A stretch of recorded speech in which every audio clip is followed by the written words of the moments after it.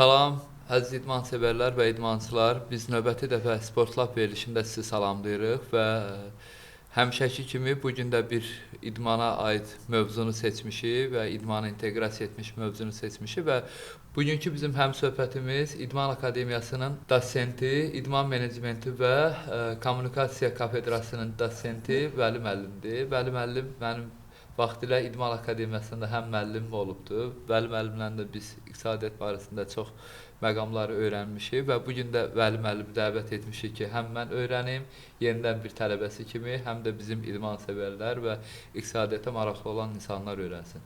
Vəli müəllim, xoş gəlmisiniz. Çox xoşdur ki, sizi bizim studiyada görürük. Çox sağ olun, mən də hamınızı salamlayıram.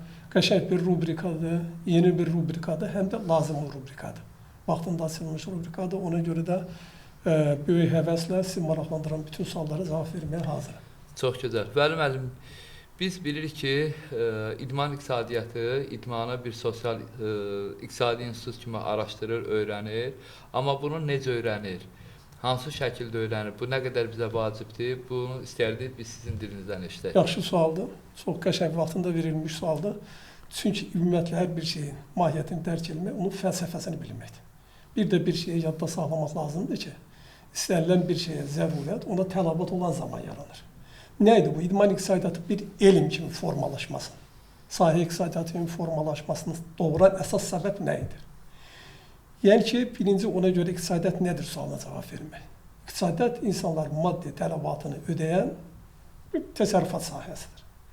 Deməli, əgər insan öz maddi tələbatını fabrikdə işləyib ödəyə bilər, zavodda işləyib ödəyə bilər, aqrar sahədə işləyib, idman sahəsində işləyib ödəyirsə, deməli, idman iqtisadiyyatının bir elm kimi formalaşmasına zərurət meydana gəlmişdir.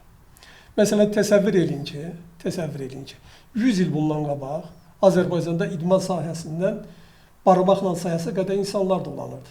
Ölkədə heç dolanmırdı. Amma bugün, mən gələcək verilişlərimdə sizə rəsmi statistikaların onların hamısını göstərdim. Nə qədər insanlar idman sahəsindən öz maddi tələbatını ödəyir. Maddi tələbatını ödəmək, yəni ki, ailəsini dolandırır, öz sosial müdafiəsini, pensiya məsələlərini həll edir, sığorta söhbətlər, bunlar hamısı. Və bunlar göstərəm, hamısı idmançıdır, yoxsa idmançıdır? Onları gələcəm indi. Yəni ki, əgər yenə anar müəllim qəşəng sual verdin, haşiyə çıxdınız ki, əgər kimsə hardasa biz klassik mənada iqtisadiyyatı öyrənəndə həmişə böyük bir sahələri nəzərdə tutur.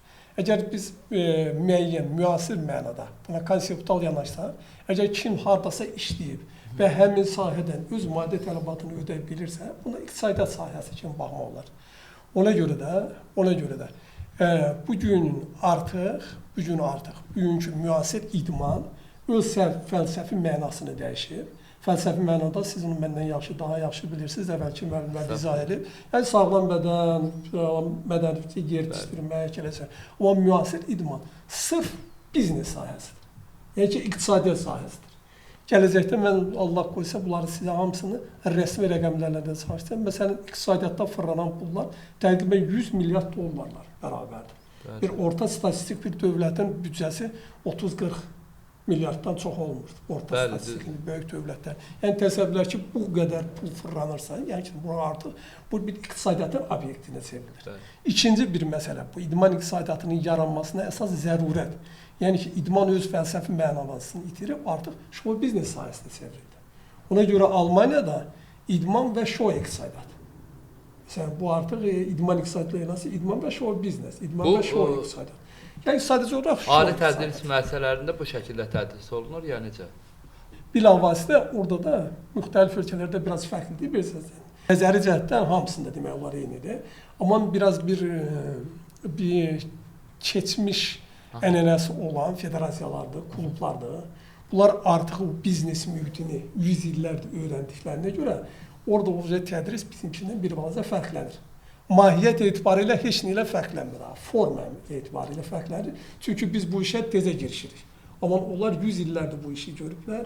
Onlar o işin mənasını, mahiyyətini tez açıqlayan və bilavasitə nəzəri biliyi sırf gəlir əldə etmək istiqamətinə yönəldirlər. Amma bizdə sadəcə olaraq hələ tezə başladığımıza görə nəzəriyyəyə fikir verdik. Şükürlər olsun ki, son zamanlar artıq var. Tələbələr arasında da fitness klubu açanlar, idman zalları açıb məşğul olanlar, indi bu qaydasız döyüşdən məşğul olanlar, federasiyaların özlərini bu müəllim və bunlar hamısı iqtisadiyyata aiddir. Alar müəllim qəşəng bir sual verdi. Oradakı iqtisadi maliyyət. İqtisadi maliyyətin bu iqtisadi biliklər hamıya lazımdır. Əgər hansısa bir menecersə, iqtisadi biliklər deyəndə, yəni ki, bu məsələyə biraz konseptual yanaşmaq lazımdır. Konseptual yanaşmaq nədir? Yəni keçmişlə indini əlaqələndirmək lazımdır. Tutaq ki, 10 il bundan qabaq, 15 il bundan qabaq adi bir şey deyim də, 20 il bundan qabaq biz əmək haqqı alanda bütün günü gözləyirdik, o səviyyədə dururduq. İndi bankomat çıxanda nə olsun? Ehtiyac yoxdur. Sadəcə olaraq yenə deyirəm, konseptual yanaşma odur ki, yəni ki, köhnəliklə yeni əlaqələndirib ümumi nəticəyə gəlmək bacarır. Ona görə bu iqtisadi biliklər hamıya lazımdır. Çox gözəl müəllim, siz çox gözəl məqamlara toxundunuz. Elə bu yerdə bir sual ağlıma gəldi bu bədahətə. Siz bəlkə qeyd edərsiniz ki, klassik iqtisadiyyat, klassik iqtisadiyyat. Bildiyimiz kimi iqtisadiyyat həm də modelinə görə iki hissəyə bölünür. Klassik və müasir iqtisadiyyat. Bəli. Sizcə bizim ölkə modelinə uyğun hansı daha gözəl? Çox qəşəng sual verdiniz. Çünki nəyə görə deyirəm? Bayaq da sizinlə söhbətimdə təkrar edim. Biz özümüz olmaqdan qorxuruq. Modelin özünü başa düşürsən, model özü nədir? Model sistemi əvəz edən daha sadələşdirilmiş sistemdir. Ona görə biz hardasa bir sistemi əsas kimi götürməliyik, orijinal sistem kimi. Amma o sistemi olduğu kimi 100% getirib bizim iqtisadiyyata, bizim şəraitə tətbiq etmə imkanlarımız çox çətindir. Onu mən gələn verilişdə asıl. Ona görə də aydın məsələdir ki, model kimi həmin sistemləri, Avropada yaranan iqtisadi sistemləri götürüb, biraz öz reallığımıza uyğunlaşdırmaq şərti ilə öz modellərimizi yaratmalıyıq. Bilirsiniz, mən niyə bunu nəzərdə tuturam? Mən həm də bir neçə federasiyalarda həm baş məşqçi qismində, həm də menecer qismində fəaliyyət göstərmişəm, inzibati işçi kimi. Deməli, bizdə məsələ budur ki, Azərbaycan modelində federasiyalar qismən dövlətin balansındadır. Çünki bunlar hüquqi tərəfdən həm də ictimai birlik kimi fəaliyyət göstərir. Əslində federasiyalar özləri də iki modelə bölünür. Olimpiya növləri və qeyri-olimpiya növləri. Olimpiya növləri üzrə fəaliyyət göstərən federasiyalar, təbii ki, bunlar birbaşa dövlət dəstəyi ilə maliyyələşirlər. Həm yerli və həm xarici. Amma qeyri-olimpiya növü üzrə fəaliyyət göstərən federasiyalar təəssüf ki, qismən dövlət dəstəyindən yararlanırlar. Misal üçün biz praktiki hissədən nəzərə götürsək, əgər 20 idmançı bizim yarışa gedirsə, bunun 5-6-sını nazirlik öz öhdəliyinə götürür və yerdə qalan hissəsini federasiya özü öz gəlirindən maliyyə dayanıqlığı özü təmin etməlidir. Və ona görə deyirəm ki, bizdə indi siz daha gözəl bilirsiniz, klassikada əsasən biz götürürük bazarı nəzərdə tuturuq, müasirdə isə əsasən dövlət büdcəsini nəzərdə tuturuq. Sizcə bunları hansı daha yaxşı uyğundur? Çünki bizi burada həm də federasiya rəhbərləri və federasiyada fəaliyyət göstərən menecerlər və idman obyektlərindəki menecerlər baxır. Siz hansını daha çox məsləhət görürsünüz və ya sintez eləsək daha gözəl olar bu? Yaxşı sualdır. Burada düz də özünüz şərh verdiniz bu sualın açılışına. Burada bizim çətinliyimiz təkcə bizim ümumi zəifliyimizlə, ya ümumi bu işdə səriştəmiz olmaqla bağlı deyil. Yəni ki, ümumi zəifliyimiz ondadır ki, biz bu sahəni tezə yaratmışıq. Ona görə. Yəni ki, burada bu federasiyaların maliyyələşmə mənbələridir, yəni dövlət maliyyələşməsi və özəl maliyyələşmə prinsipləri bizdə tezə yarandığına görə bir çox problemlər var. Ona görə mən bəzi məsələ dedim, məsələyə konseptual yanaşmaq lazımdır. Burada elə sahələr var ki, indi mən gələn verilişlərdə Allah qoysa bunu daha yaxşı açıqlayacağım. Çünki əlimdə statistik dəlillər olacaq. Yəni ki, bu artıq bir də istər-istəməz bizə dövlət. Biz Sovetlər dövründə özəl mülkiyyət olmadığına görə bütün federasiyalar, bütün idman cəmiyyəti hamısı dövlət tərəfindən maliyyələşdirilir və bu problemlər yaranmayıb. İndi birdən-birə bunları buraxsaq ki, dövlət buraxsa ki, kömək eləməsin, hansısa bir yolla kömək eləməsin, onda artıq bunlar özlərini saxlamaq imkanında çox çətinləyəcək. Ona görə müəyyən mənada öz spesifik modellərimizdən istifadə etmək lazımdır. Və ondan qorxmaq lazım deyil. Yəni ki, elmi nəzəriyyələrdə, bir dənə deyim ki, haşiyə çıxın, tutaq ki, sabah İspaniya hökuməti Sevilliyaya hansı yollansa yardım edirsə, Buna Barcelona bu artıq rəqabət prinsipinin pozulması. Buna qarşı Bəli. çıxsa. Amma bizim məsələn Futbol Federasiyasında bilirsiniz ki, maliyyələşmə mənbəyində də müəyyən şərtlər, müəyyən köməklər. Yəni ki, burada dövləti günahlandırmaq da olmaz. Yəni sadəcə olaraq bizim model, klassik model ki, olmalıdır ki, çünki biz axır hələ tezə yaranmışıq. Yəni Everton 1867-ci ildən rezident. Rezident nədir? Bu qeydiyyatdan keçmiş elə bir ki, bir kiçik müəssisədir. Yəni özünün peçəti var, İstanbul var, özünün maliyyə hesabatı var və öz dövlətə vergi verir, o yolla. Və bizdə bu rezident adlanır, yoxsa qeyri-rezident adlanır? O asılıdır, əla sual verimsə, bu məsələyə biraz kompleks şəkildə yaxınlaşmaq lazımdır. İndi ümumiyyətlə son zamanlar dövlətimiz idmana doğrudan çox fikir verir, çox diqqət ayırıb. Yəni ki, bu ümumi iqtisadi inkişaf kontekstindən asılıdır. Yəni ölkədəki şükürlər olsun ki, artıq Qarabağ problemi həll olundu. Şükür. Qarabağ o böyük bir problemdir, çünki həmişə qarşımızda duran 20 illik problem idi.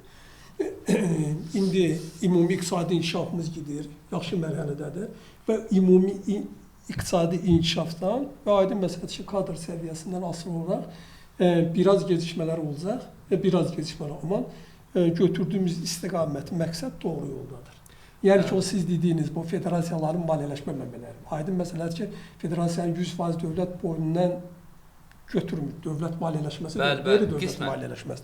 Amma sponsorluq vasitəsilə, məsələn, orada faizsiz kredit vermək, nə bilim, azad iqtisadi zonalarda şərait yaratmaq, vergi güzəştləri, yəni bu yolla dövlət kömək eləyir ki, ona görə düz dediniz ki, bax, bu iqtisadiyyatda da çox danışanda, hansısa modeli götürüb kopyalamaq lazım deyil. Öz klassik modelimizdən qorxmaq lazım deyil. Yəni ki, bugün reallığa bu cavab verir, bu modeli götürək.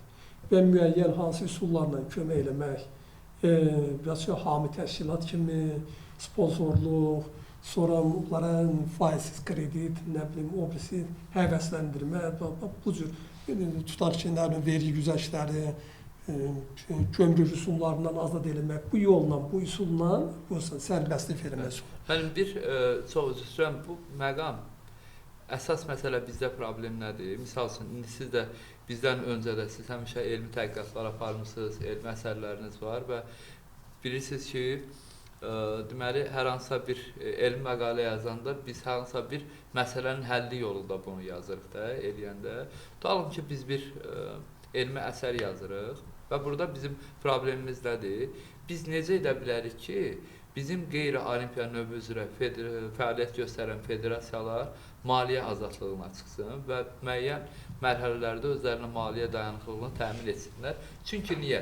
Həmişə oxuyursunuz ki, məsəl mənim özümün nəzərdə tuturam. Oxuyuruq ki, biz deyilir ki, məsəl üçün iqtisadiyyat, idman iqtisadiyyatı, idmanı bir iqtisadi institut kimi öyrənir, onun maliyyə dayanıqlığını, bəli, onun biletlərin satışı gəlir yerlərini nəzərə götürür. Misal üçün, doğru şəkildə desək, federasiya necə pul qazana bilər? Misal üçün, bilet sata bilər, sponsorluq əməkdaşı, informasiya və texnologiya vasitəsilə gəlirin əldə edilməsi, yarışların təşkili, digər, amma burada bir məqam var. Biz nəzərə alsaq ki, maksimum 10 milyon əhaliyik və bizdə o qədər də biletin satışı, sponsorluq əməkdaşı bugün mümkün deyil.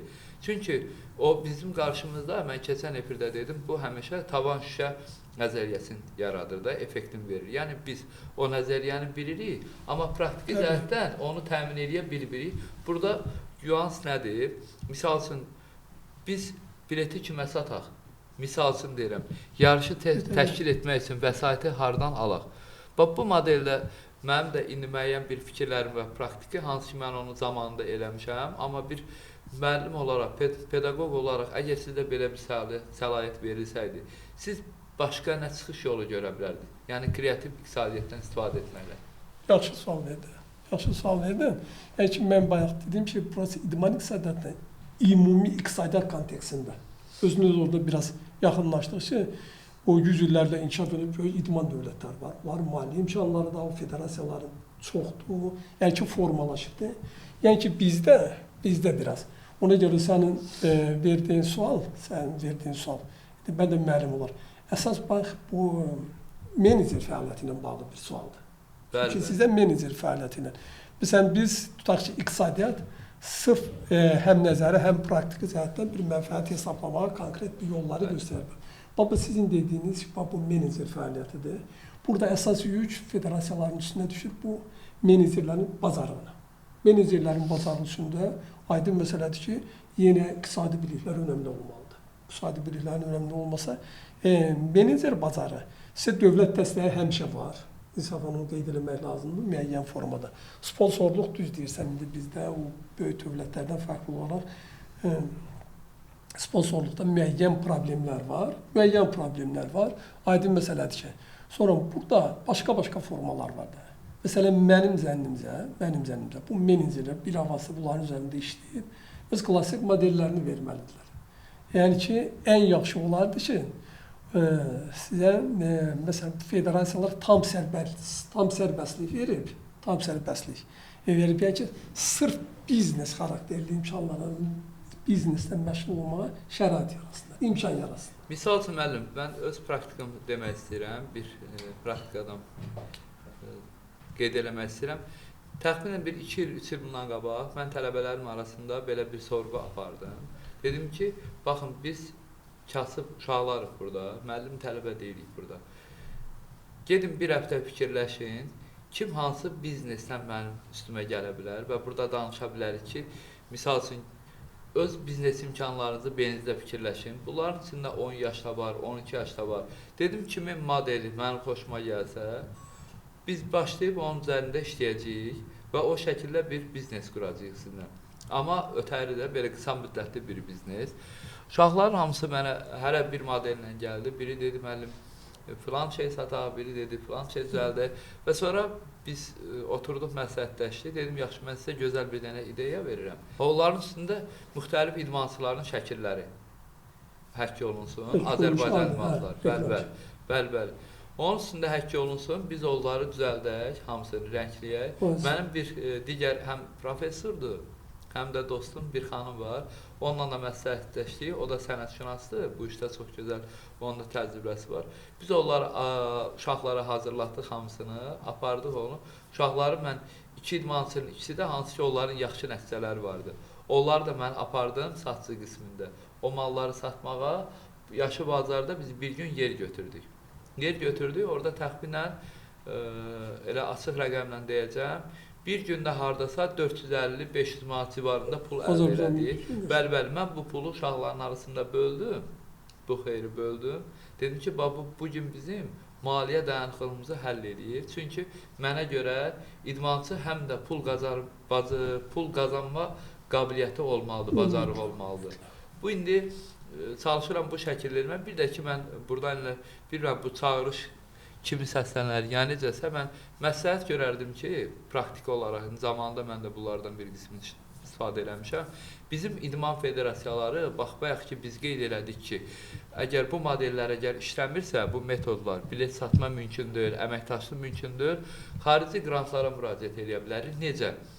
İndi elə qrantlar var ki, onu icazə verilmir, çünki orada müəyyən səbəblər var, hüquqi məsələlər var. Amma müəyyən təşkilatlar var. Tutalım ki, mən özüm üçün araşdırma edirəm.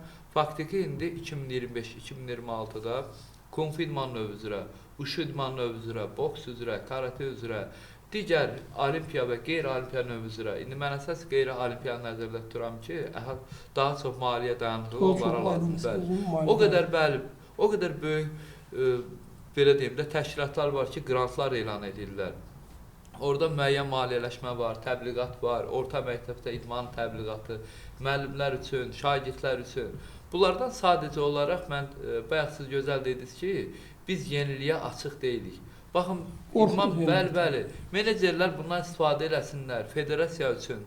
Bu müəyyən o etaplardan keçmək lazımdır ki, maliyyə dayanıqlığını əldə eləsinlər. İndi vallahi mən buradan səmimi deyirəm, əgər hər hansısa bir federasiyanın, ya ümumiyyətlə bir klubun meneceri də mənə yazsa, müraciət eləsə, mən çox səmimi şəkildə o cədvəl var məndə, mən onlara təqdim edə bilərəm ki, hara müraciət eləsin və hansı şəkildə. Yetər ki, bizim federasiyalar inkişaf eləsin. Təbii, özün qəşəng açıqlama verdin. Qrant almaqda biraz orada siyasi əlaqələr, münasibətlər qurmaq sistemi də iqtisadiyyatdan biraz uzaqlaşır. O prinsip isə uzaqlaşmır. Əslində elə menecerlərin yenidində, menecerlər elə bacarıqlı adamlar menecer olmalıdır ki, idarə etmə funksiyasını öz üzərinə götür. müxtəlif modellər, müxtəlif variantlar, yenə bayaq təkrar elədim sizin əvvəlki görüşdə. Biraz vizyon olmalıdır. Vizyon yəni ki, yenilikçi olmalıdır. Siz kimi, məsələn, beyninə bir ideya düşdü, o ideyadan qorxmalıdır. Burada əsas yenə mən tövsiyə elərdim tələbələrə, müəllim olduğum üçün. Bu gənclərin, cavanların bu işə girişməsi daha münasibdir. Çünki onlar gənc olanda, cavan olanda, çünki biz sadəcə elə biznes mühiti deyən kimi elə aldın, verdin, o dəqiqədə nəsə əldə etmək. Biznes yox. Biznes sadəcə olaraq mənfəəti elə fəaliyyət sahəsidir. Bəli. Yəni ki, sən orada işi qurarsan, lap ağıllı bir insan da olarsan, müəyyən səbəblər üzündən həm xarici, həm daxili baxdırırsan, orada mənfəət əldə edə bilərsən. Amma biri alınmaz, ikisi alınmaz, birisində alına bilər. Ona görə, yenə ki, sizin sualınıza cavab, burada əsasən bizə lazımdır yüksək səviyyəli menecerlər. Yüksək səviyyəli. Həm iqtisadi biliklərə və ümumi şəkildə isə ensiklopedik biliklərə malik olan. Elə mən bununla bağlı, mən gələn növbəti dəfə biz bəli, bizim həm dostum, yəni ki, menecer mütləq ensiklopedik biliyə malik bir insan olmalıdır. Mən ona klassik iqtisadiyyatı ən gözəl formada keçsəm, ən gözəl düsturlar, Johnson indeksini belə başa salsam, o ciddi bir sondan işlər də bilməyəcək. Amma ensiklopedik bilik nə deyən sözdür?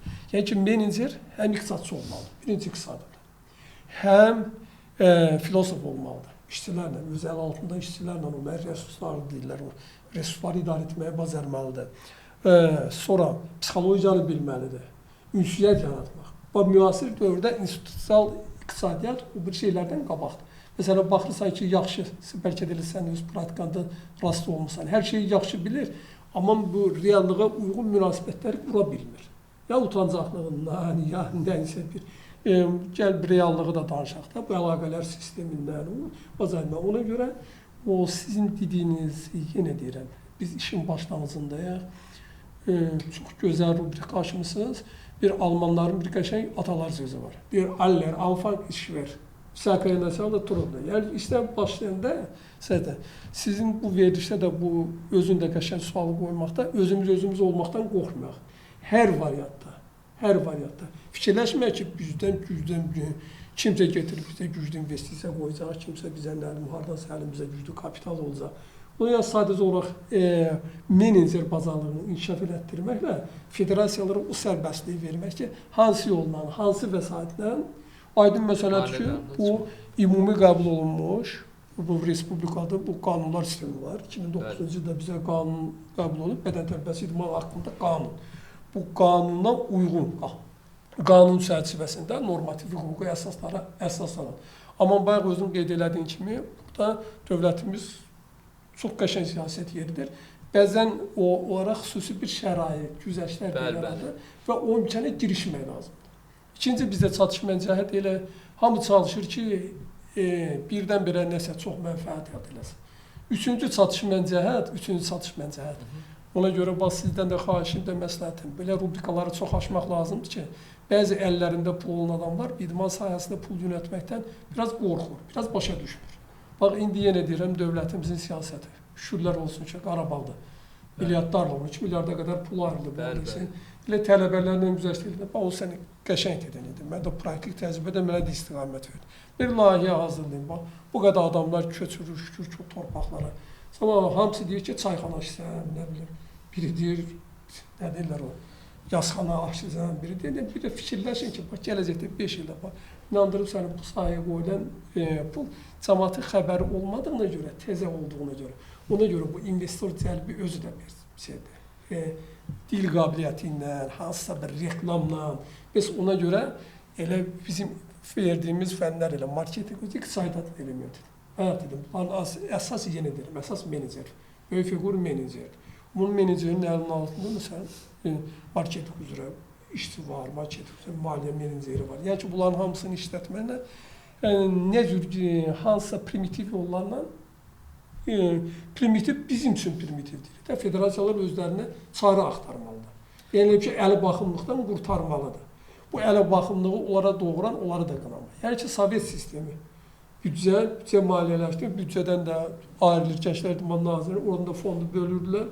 Yəni, bunlar artıq bir yaradıcılıq, menecerlik işində bir həvəs də yox. Böyle həmin pulları xərcləyirlər. İndi bizdə sən o praktiki o tərəf məndən də yaxşı bilirsən. Məsələn, federasiyaların qeyri-hökumət təşkilatları olsa da, hökumət bu gedən idmançılardır, mükafatlardır, o birisi yollarla həvəsləndirməkdir. Sonra hami təşkilatlar həvalə eləməklə ki, bu yolla, bu yolla. Yəni ki, şərait yaradır. Bu ilkin mərhələdir. Gələcəkdə inşallah keçən rubrika açmışsınız, bunu inkişaf elətdirməklə insanları bu yola həvəsləndirmək lazımdır. Müəllim, elə biz də ona görə sizi kimi pedaqoqları, gözəl alimləri dəvət edirik ki, bu mövzulardan danışaq. Çox gözəl vurğuladınız ki, digər iş adamları var ki, hansı ki onlar idmana inteqrasiya eləməkdən çəkinirlər. Bəli. Burada mən həmişə düşünürəm ki, günah insanın özündə də görməlidir. Çoxsu dostlarımdır və bir çox federasiyalarda mən özüm də fəaliyyət göstərmişəm.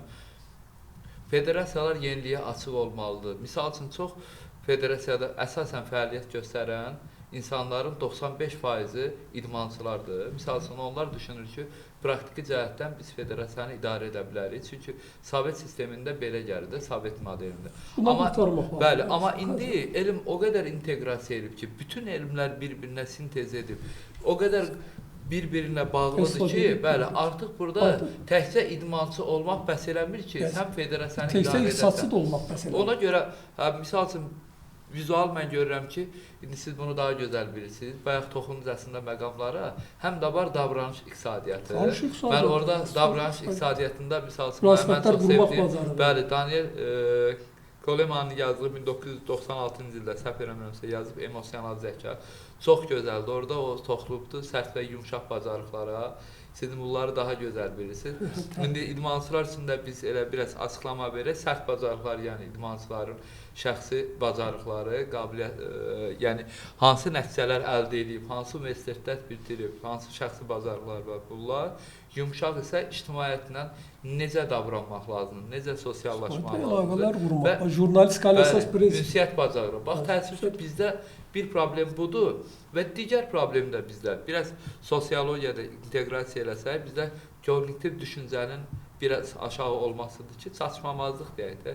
Aşağı olması biraz negativ səslənir, məlumatsızlıq, yəni adekvat davranış. Bax, bunları biz hamısını kənara qoysaq, iqtisadi tərəflərimizi gücləndirsək, yəni mənim bunu danışmaqda, siz bayaq danışdıqca bütün daşları qaldırırsınız, həqiqətən adam biraz səmimi deyək ki, içi alır, adam istəyir ki, bizim federasiyalar, bizim idmançılar elə sözümüz qaçışıdır, kasıb olmasın. İnsan adi məsələdir ki, idmançıların çoxsu 90% materializmdən gəlir, kasıbçılıqdan.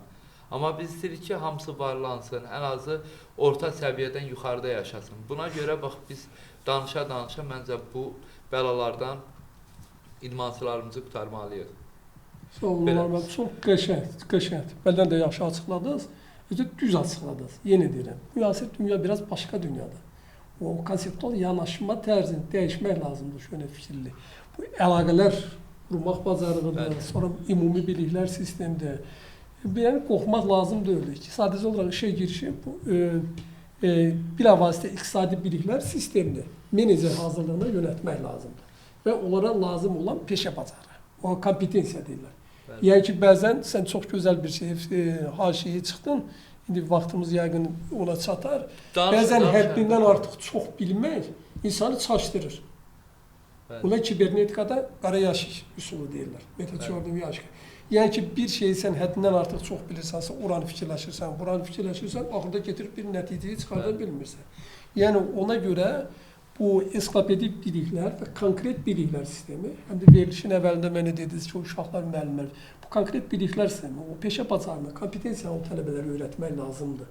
Çox təəssüf ki, indi bizdə bu keçmiş Sovetdən qalma, biz özümüz də çıxa bilmirik. Mühazirə, seminar. Bəzən ay bala sakit otur, bunu belə yazma. İndi mən bax, sizə o sual verəcəm, siz məni qabaqladınız. Əslində uşaq görməlidir. Sonra ikinci problemimiz, sən çox qəşəng toxundun, həm də dərin məsələlərə toxundun, dünyanın bütün yerlərində. Ən demokratik, ən inkişaf edilmiş ölkələrdə də müəyyən sistem var ki, o bacarıqlar sistemi deyir. Bacarasan, bu əlaqələri qurmaq lazım. Çünki idman həm də elə bir sahədir, burada böyük pullar oynayır. Burada çeşitli pulları bilmək üçün ən qəşəng yerdir. Burada korrupsiya üçün ən qəşəng imkanlar var. Bu baxımlarda Futbol Federasiyasında gördünüz də, Batler üstünə jurnalist getirdi pulları. Hər ki, onun görünən tərəfidir. Amma onu sonra Katar 2018 futbol üzrə dünya çempionatında 300 milyardlarla orada söhbət gedir.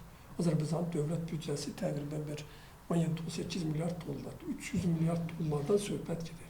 Yəni ki, onlar böyük siyasət, o sizin toxunduğunuz həm də yaralı yeriniz çox gözəl, özünüzdə yəqin bu sahədə işləyirsə, xoşum gəldi. Azərbaycanda belə cəsur oğlan olur. Biraz reallığı qəbul etmək lazımdır. Reallığı qəbul etmək lazımdır ki, sən buradan bəzən kiməsə, yəni kimdə efirdən demək olmur, ağzaşmaq, kiməsə münasibətlər sistemi yaratmaq. Bu özü də işin xatirinə eləmək lazımdır. Əslində bu iqtisadiyyatın qanunudur. İqtisadiyyatın iqtisadiyyat özü siyasətin çoxallaşmış formasıdır. Ona görə iqtisadçı ilə sırf alim iqtisadçı da, sırf alim iqtisadçı da oturur bir yerdə buxalteriya ilə usat işi ilə məşğul. Amma sən deyən kimi yaradıcılıq işi, bunlar baxın, elementə usat işi. Bu bura daxil oldu, bunu belə hesabladım, əmək haqqını köçürdüm, bu var. Yəni ki, ona görə menecerlik burada mənə gəlir, kafedranın adını düz qoymuşuq, menecerlik iqtisadiyyatdan daha qabağa çıxartmaq lazım. Bu sizin keçdiyiniz nəzəriyyə praktikaya nə qədər uyğun gəlir? Əla sual vermişsən. Ən yaralı yerimə sual vermişsən. Çünki mənim öz xarakterimdən doğan bir şeydir, biraz yaşaxanalı çıxmasa. Əgər mən uşaqlara auditoriyaya gəndə, mən yenidirəm, hər yatanda özümə hesabat verirəm, bu gec kiməsə nəsə öyrətməyəcəm. Hədə yəni sizin keçdiyiniz dərsdən mən sizə gəlib burada boş quru nəzəriyyəni oxudum. Tutaq ki, bir Qobbatoglu susturun istəmən, sonra onun heç bir mahiyyəti, nə dərk eləməz. Ona görə, Anar müəllim, yenə yük sizlərin jurnalistlərimizdir. Ən yaralı yerimiz elə praktinin, nəzəriyyənin əlaqələndirməsində olan boşluqlardır. Burada obyektiv və subyektiv səbəblər var. Obyektiv səbəblər odur ki, federasiyalar marağında deyil ki, bizim tələbələrin otursunlar, başlandırsınlar. Amma onu obyektivləşdirmək olar, indi işləyirlər. Əslində qalsa, o müftə pendir tələdə olur. Məsələn, federasiyaya mən uşaq getirmişəm, sən də ona məşğul olsan, sağlam, vaxtını ayırırsan da. Qəşəng sudan iqtisadiyyatı əla bilirsən, konkret formada. Biz bəzən utanırıq, Metzger şok termini üçün. Ki, işləmişəm, mən haqqımı verirəm. Mən nəyə görə, sənə görə vaxtım. Yəni, ona görə biraz başdan soğuduruq var. Bu təbii mühitlə olan prosesdir, çünki hələ tezə-tezə yaranır. Bizim praktikantlar hələ federasiyalara axırıncı 5 ildir gedirdi. Və bu əlaqələri gücləndirmək lazımdır və burada bir optimal üsul tapmaq lazımdır. Məsələn, sizin gəlir mənbəyinizdə federasiyanın bir hissəsi də ola bilər. Məsələn, institut göndərir ki, Bədən Tərbiyəsi İdman Akademiyasında, İdman Akademiyası. Məsələn, Güləş Federasiyasında 100 dənə uşaq gələcək. Falan müəllimdir, əlim müəllimdir, kimdir, orada onu qəbul edəcək, orada tanışdıq, imammışıq. Və ona görə institutun məsələn tutaq ki, müəyyən maliyyə salıb, oradan götürə bilərsiniz. Müəllim, belə deyəsən bir ya iki dəfə akademiyada mənim seminarım olubdur, müəllimlər və tələbələr arasında bu idman menecmenti ilə bağlı ki, necə idarəçilik olmalıdır. Onunla bağlı mənim seminarım təşkil olunubdur orada. Məni də dəvət edirsiniz. Hə, inşallah. İndi fikrimiz var növbəti dəfədə belə. İnşallah, xəstələnməsən məni dəvət elə. Estağfurullah, siz başlayın. Həmişə hazıram. Nəsə, səndə güclü nəzəri, mən adətən idmançılarda bunu yazmırsan da. Bəli, müəllim, deməli, biz iqtisadiyyatdan danışdıq. Həm də iqtisadiyyatın vacibliyindən bir tarixi nəzər salmaq istəyirəm. Çünki bilirəm ki, siz bu SR zamanında çox yaxşı keçmişsiniz və o dövrün də yaxşı pedaqoqlarındansınız, ziyalılarındansınız. Ona görə sizlə bu barədə bir söhbət eləmək istəyirəm. Deməli, 18-ci əsrin əvvəllərində Böyük Britaniyalı həm də tekstilçi, həm sosioloq var, Robert Ower bu və fransız sosioloqu Henry Saint-Simon. Bunlar o vaxtı bir sosializm ideyasının əsərini yaratdılar və sonradan burada deməli iqtisadi çatışmamazlığa görə bunu utopiya adlandırdılar. Utopik sosializm adlandırdılar. Daha sonra 1848-ci ildə Alman sosioloqları, deməli Karl Marx və Friedrich Engels əsasında kömək edib, sahibkar kömək edib, bunlar isə birlikdə Kommunizm Manifesti yazdılar əsəri. Amma onu sonradan daha gözəlmişlər. Sonradan onun adını qoydular, Marksizm gedirdi də. Bəli, burada əsas... Səndə bu biliklər hardandır? Sizdən öyrənmişlər. Marksi biraz sonra təhrif elədilər. Kimsə elmdə alim olmasının bir nəzəriyyəsi. Bəli, bəli. Onlar fikrini yaddan çıxardım, yada gəldi. Onlar iqtisadiyyatı daha çox üzərində işlədilər onu. Baxmayaraq ki, o vaxtı deməli Robert Ower bu həm də tekstilçi idi, amma ticarətçi olmağına yanaşı iqtisadiyyatı zəif bu ideologiyada inkişaf etdirmişdir. 1917-ci ildə başladılar tətbiq eləməyə və 1991-ci ildə siyasi çöküşlərə görə, iqtisadi çöküşlərə görə bəli, SSR dağılır. Bəli, indi burada əsasən də mən düşünürəm ki, iqtisadiyyat rol oynayırdı. Sizcə burada model hansı model gedirdi? Misal üçün, müasir iqtisadiyyat çöküntü sistemi yoxsa? Çünki niyə deyirəm, bu sistemi biz hamımız yaşamışıq deyə, ona görə bu hamısının doğma bir şeydir. Çox qəşəng sual vermişsiniz. Həm də özünüzün dərin ensiklopediya biliyi var deyə bu sual mən doğrusu gözləmirdim. Çünki mən elə alimlər arasında heç bu sual düz deyirsən. Çünki biz yenə həmişə işin mahiyyətini qoyub, o forması ətrafında elə fırlanırıq. Düz deyirsən, hansı sistem iqtisadi modeldir. Ümumiyyətlə, ən yaxşı iqtisadi sistem ölkədə işsizliyi, sabitliyi təmin edib, əhalinin güzəranını dolandıran bir sistemdir, ən yaxşı sistem. Sadəcə olaraq müəyyən əlamətlərə görə təsnifləşdirirlər. Təsnifləşdirmə nədir? Yəni, o sistemi sən daha yaxşı başa düşmək üçün müəyyən əlamətlərə görə ayırırsan bir-birinə. Ona görə müasir bazar iqtisadiyyatı, müasir dövrdə əsasən əvvəllər 4 deyirdi, 3 dənə iqtisadi sistem mövzudur. O sən dediyin, həm tərifə layiq, həm də müəyyən bir saçılır. Bu, administrativ idarə etmə sistemidir. Sosializm. Amma burada kapitalizm elementləri var. Sonra onu başa salacağım, onu bir şeysə. Yəni ki, bu sosializm nə olan şeydir? Burada ticarət qadağandır, şəxsi mülkiyyət söhbəti yoxdur, hər şey dövlətin əlindədir, dövlət səni dolandırır və dövlət bütün iqtisadiyyata bağlı problemlərini həll edir. Sonra o birisi suallarına da cavab verirəm, baxacağım. Ondan sonra gəlir müasir ən çox yayılan sözü, bu bazar iqtisadiyyatı. Bazar iqtisadiyyatı özü də bir modeldir. 6 dənə şərt var. Əslində qalsa dünyanın heç yerində sırf mənada, həqiqi mənada nə həqiqi kapitalizm var, nə həqiqi sosializm var. Elə ölkə var, baxırsan orada quldurluq elementləri də var, vəhşilik elementləri də var. Götür müasir Amerikanı. Sən kapitalizm, məsələn, Amerikanın iqtisadiyyatda biz deyirik müasir kapitalizm, sən o mənada çox məndən də qabaqdasın. Bir də Pakistana da deyirik kapitalizm. Amma Pakistandakı kapitalizmlə Amerikadakı kapitalizm təmiz başqa şeylər. Sadəcə olaraq elmi ədəbiyyat üçün, bu sentezdə işlərində, elmi ədəbiyyat üçün biz ümumiləşdirilmişik.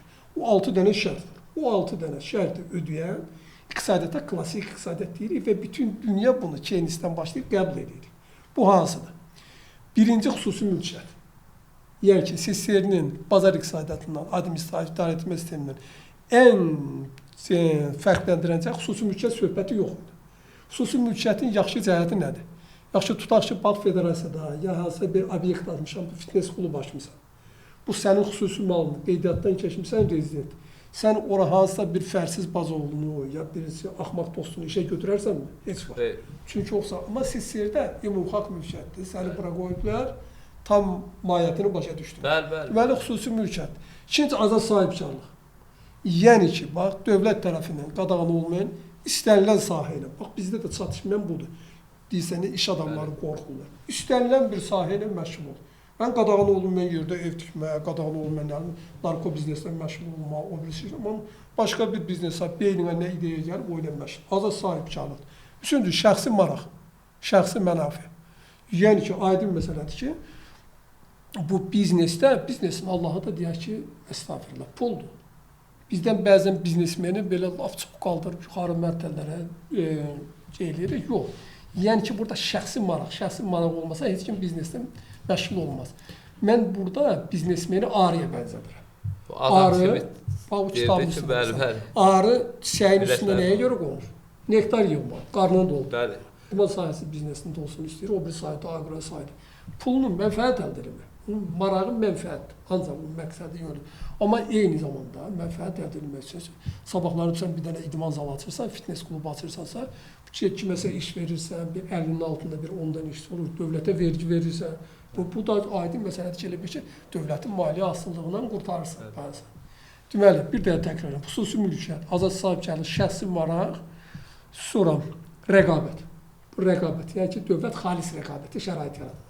Klassik iqtisadiyyatda, bazar iqtisadiyyatda. Yəni, sən bayaq dedin, o subyektli səbəblər içərisində mən saymadım ki, sən də bir yerə bir iş görmək istəyirsən, bir imkanlısıdır. Oradan zəng edirlər, gedirsən məsələn bücəkdən spravka alma, səni incidirlər, ora Bəli, bura. bəli. Bax, ona görə dövlət o rəqabət. Onu gələn dərslərdə futboldan biraz yaxşı informasiyalarım var deyə başa salacağam. Başqa şeydir. Mütləq, Yəni ki, o rəqabətə bütün sahələrdə var, boksda da var. Rəqabət. Sonra gəlib 5-ci qiymətlərin bazarda tənzimlənməsi. Sovet hökumətində bunu biraz yaxşı deyim. Bütün istənilən məhsul, satış üçün məhsul çıxanda üstündə qiyməti göstərilirdi. Yəni ki, buna tələbat oldu, olmadı. Qapalı sistem deyə bu özün doğruldu. Amma indi tutaq ki, sədərəkdə kimsə demir ki, sən Çindən artıq idman forması gətirmirsən. Bunu 5 manata sat, 3 manata sat. Və deməyə ixtiyarı da yoxdur. İşte demək, qiymətlərin bazarda formalaşır. Amma bir axırıncı bazar çıxırdı, məhdud şəkildə dövlətin iqtisadiyyata müdaxiləsi. Yəni ki, dövlət yeri gələndə dövlət iqtisadiyyatı öz başına buraxmaq olmaz. Ona görə o sənin sualına cavab olaraq deyəndə, yəni ki, müasir dövrün, bazar iqtisadiyyatı etdiyimiz bu model, sadəcə modeldir. Yəni ki, bu sistemi əsaslanan sırf əsl bazar iqtisadiyyatına fəaliyyət göstərən dövlət demək olar ki, yoxdur. Yəni ki, orada güc faktoru rol oynayır, aldatma faktoru rol oynayır, başqa faktorlar rol oynayır. Sanksiyalarla, yollarla, əsas da bu qloballaşan müasir dünyamızda. Düzdür. Mən bu sualı sizə niyə verdim? Çünki ümumiyyətlə indi idman iqtisadçılarının siz məndən də daha gözəl tanıyırsınız. Bizim iqtisadçılardan qəşəng bilirsən, çünki ümumiləşdirə Valla yenə əzbərləyiblər bu şey. Mahiyyəti budur. Sonra var Stefan Sumyanski var. Bu Böyük Britaniyalıdır. Sonra bir çox alimlər var, Amerika araşdırmacılar. Bunlar hamısı baxsan ki, bunlar Adam Smith'dən, tutalım ki olsun, bizim həmin Türk qardaşımız olsun, Darın Acemoğlu'dan, onlarda istinad edərək idmana inteqrasiya edirlər. Belə.